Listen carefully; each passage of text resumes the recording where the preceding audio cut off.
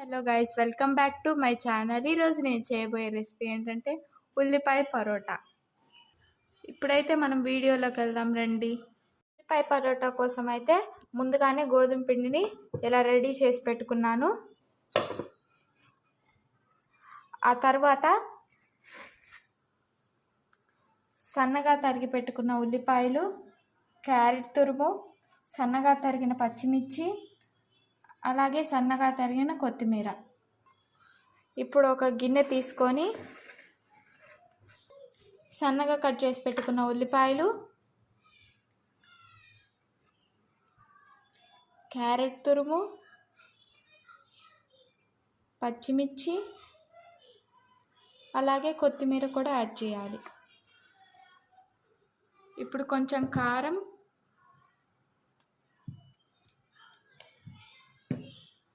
పసుపు,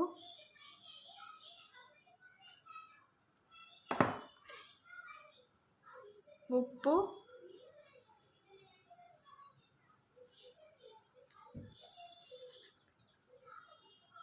ఒక స్పూన్ శనగపిండిని యాడ్ చేసుకొని బాగా మిక్స్ చేయాలి.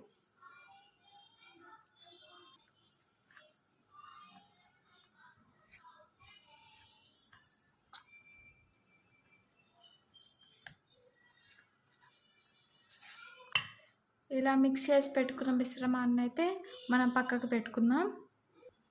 ఇప్పుడైతే మనం ముందుగా కలిపి పెట్టుకున్న పిండి ముద్దను తీసుకొని చూపించిన విధంగా ఒత్తుకుందాం.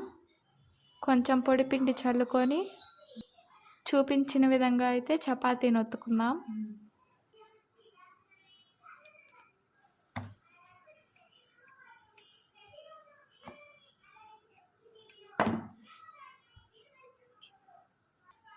ఇలా అయితే పిండి ముద్దను ఒత్తుకున్న తర్వాత మనం పక్కన పెట్టుకున్న ఉల్లిపాయ మిశ్రమాన్ని చూపించిన విధంగా పెట్టుకుందాం.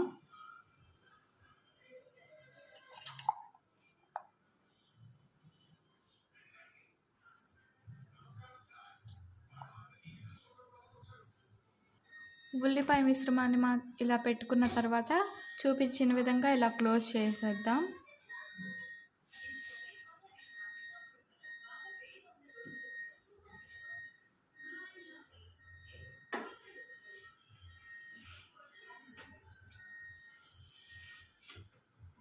ఇప్పుడు పైన కొంచెం పొడి పిండిని చల్లుకొని పరోటాని ఒత్తుకుందాం.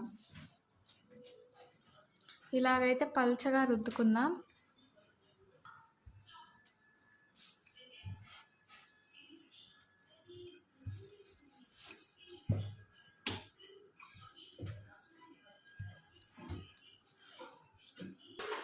పొడి పిండిని వేసుకుంటూ ఇలానే పరోటాని పల్చగా చేసుకోవాలి. అలాగే మనం రెండో పరోటా కూడా చేసుకుందాం. ఇప్పుడు రెండు పరోటాలు అయితే ఇలా ఒత్తుకొని ఇలా ప్లేట్లోకి తీసుకున్నాం. పొయ్యి మీద ప్యాన్ పెట్టుకొని వేడి చేసుకుందాం. ప్యాన్ అయితే వేడెక్కింది. ముందుగా రెడీ చేసుకున్న పరోటాని అయితే రెండు పక్కలకు కాల్చుకుందాం.